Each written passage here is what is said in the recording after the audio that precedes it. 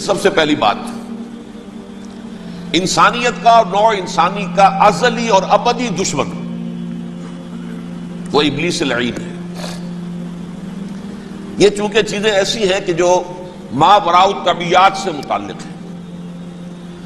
ابلیس جن ہے، جن انویزیبل ورلڈ سے تعلق رکھتا ہے، غیر مرئی جو نظر نہیں آتی۔ فرشتے انویزیبل ورلڈ سے تعلق رکھتے ہیں، غیر مرئی جو نظر نہیں آتی۔ یہ ہم جو ہے اور یہ حیوانات دنیا میں جو ہے یہ مرئی ہے، ویزیبل ہے۔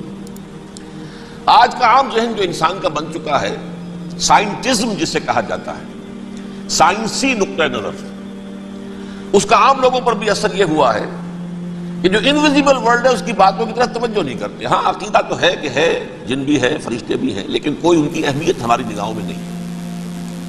ساری نگاہیں مرکوز ہے visible world, physical world. Meta physics کا تو مضمون بھی اب سمجھ رہے ہیں کہ ختم کر دینا چاہیے، یونیورسٹیز سے فلسفے کے ڈپارٹمنٹس ختم ہو رہے ہیں، کیا ضرورت ہے اس کی؟ اصل شے یہ دنیا ہے، یہ عالم ہے، یہ کائنات ہے، یہ مادہ ہے، یہ حیات انسانی، حیات دنیاوی ہے۔ اس پر میرا جو مارکت الارا مضمون تھا 1967 کے جون میں جو چھپا تھا، اسلام کی نشرت ثانیہ کرنے کا اصل کام، کہ جو عہد حاضر کی جو تہذیب ہے اس کے تین بنیادی اصول کیا ہیں؟ خدا ہے یا نہیں ہے چھوڑو، اس بحث پہ نہ پڑھو، کائنات تو ہے نا،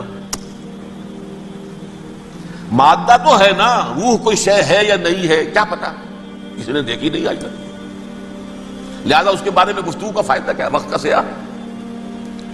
عالم آخرہ کوئی ہے یا نہیں ہے کیا پتا، کس نے آ کے بتایا مرنے کے بعد، لہذا اس بحث میں نہ پڑھو، یہ عالم دنیا تو ہے نا، اٹس ویری مچ پریزنٹ، لہذا ساری توجہ اس پر صرف کرو۔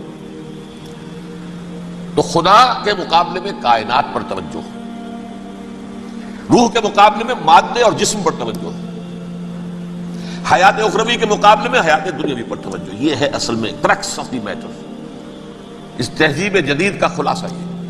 دیکھیے اللہ تعالیٰ نے جو مخلوقات پیدا کی ہیں ان میں ایک تقسیم تو ہو سکتی ہے ذی حیات اور بغیر حیات، جاندار چیزیں اور بے جان چیزیں۔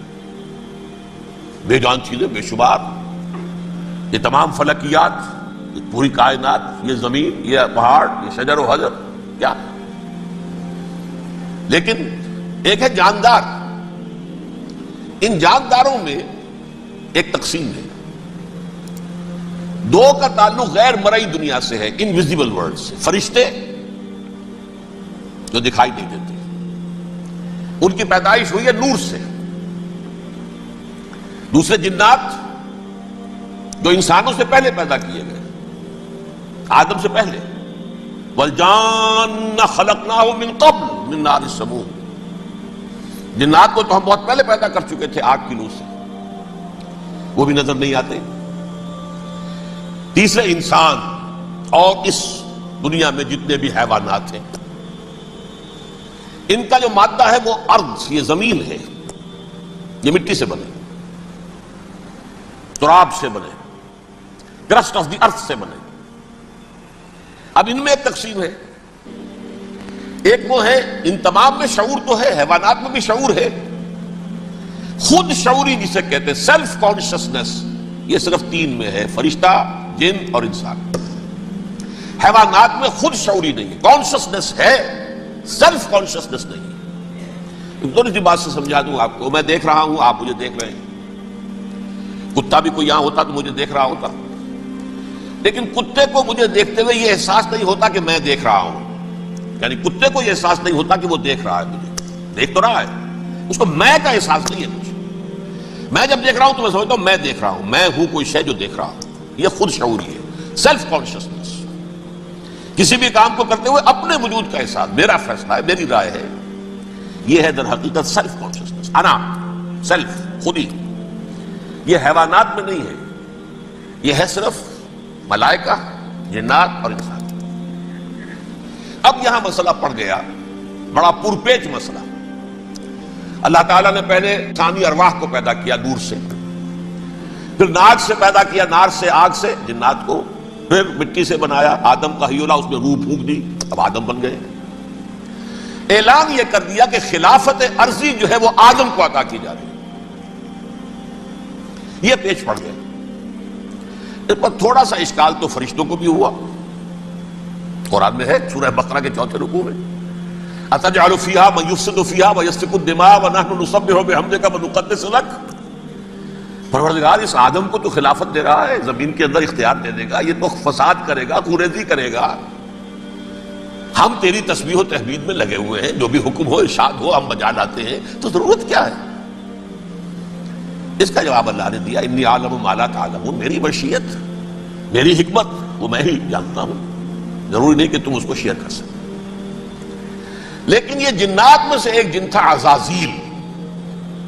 اب دیکھیے کہ جنات کو ایک قرب حاصل ہے ملائکہ کے ساتھ. کیوں؟ وہ نور سے پیدا کیے گئے، یہ نار سے پیدا کیے. کتنا قرب ہے دونوں میں.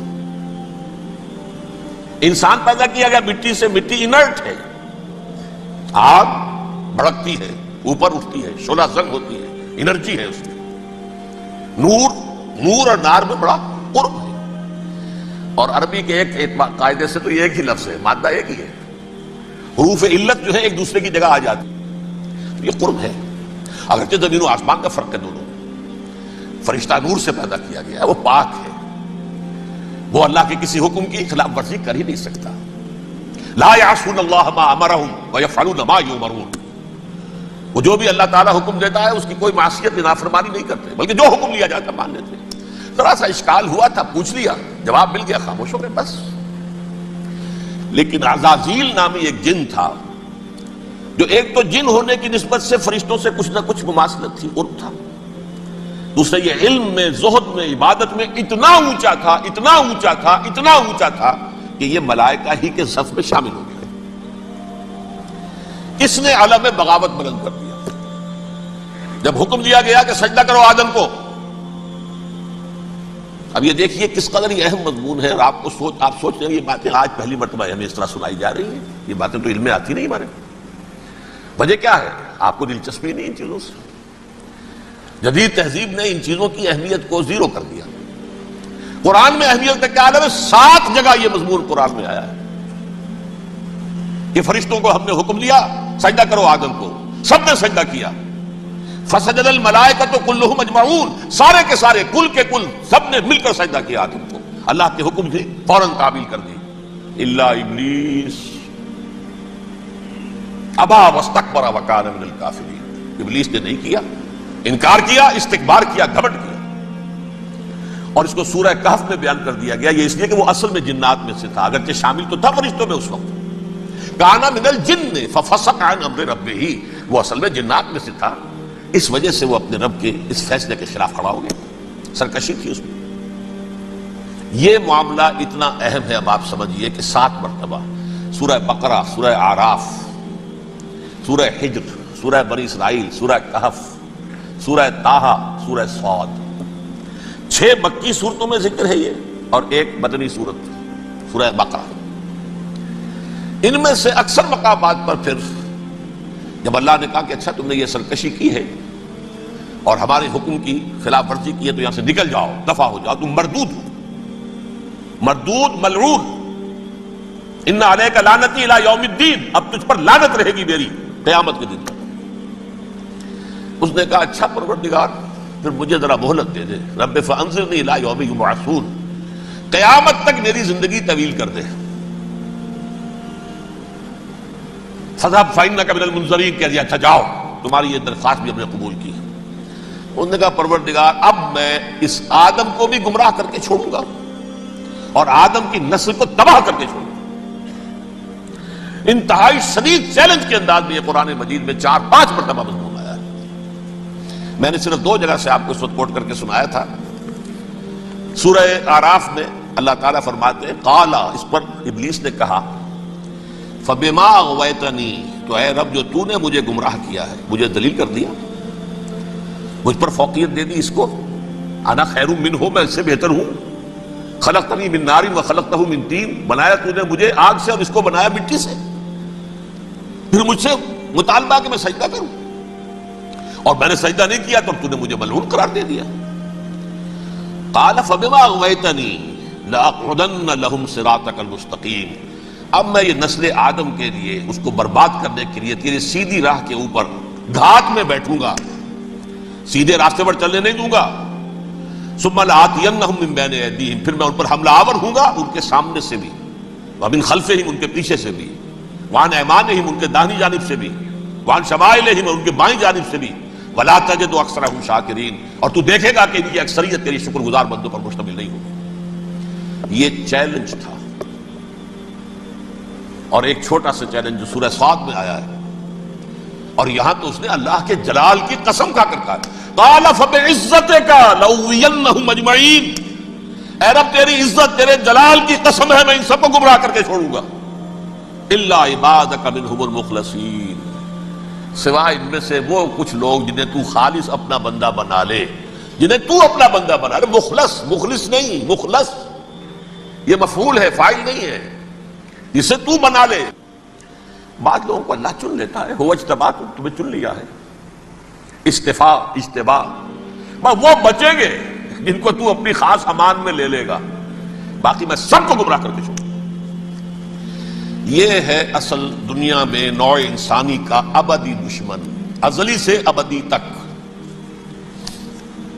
اور اس میں نوٹ کیجئے کہ اس کی اصل بنیاد کیا ہوئی؟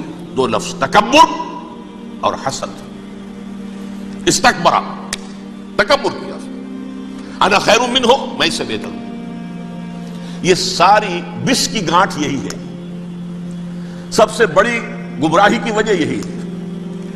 اسی لیے کہا ہے حدیث میں، لن يدخل الجنہ من کان فی قلبہ مثقال حبۃ من کبر، جنت میں ہرگز وہ شخص کبھی بھی داخل نہیں ہو سکے گا جس کے دل میں رائے کے دانے کے برابر بھی کبر ہے۔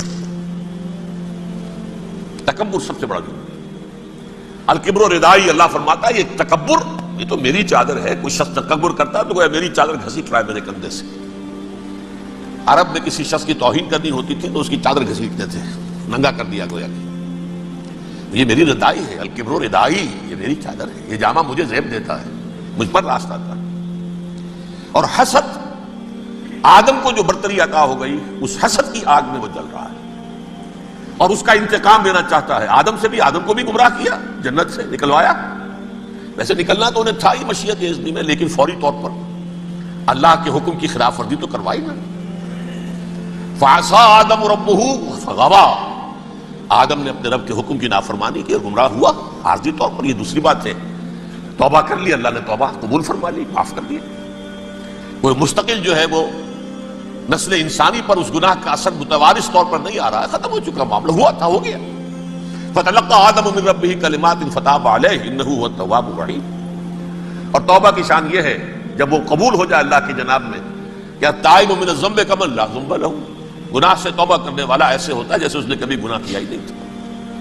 لیکن بارہ کو گمراہ کرنے میں کامیاب ہو گیا، حضرت آدم اور حوا کو بھی، اور نوع انسانی کی عظیم اکثریت، عظیم اکثریت، عظیم اکثریت اس کے داؤ میں آئی ہوئی ہے نہیں۔